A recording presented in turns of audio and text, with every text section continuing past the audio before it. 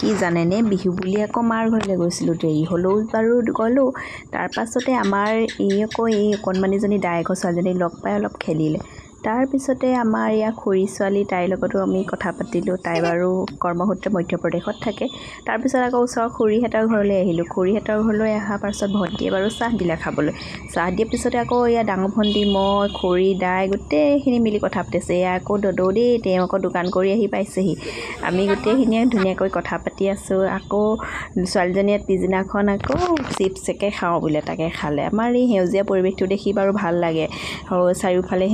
সেউজীয়া তাকে বোলে অকণমান দেখাওঁচোন আপোনালোককো আমাৰ দেউতাই আকৌ এইবিলাক মৌ পোহে দেই তেওঁ মানে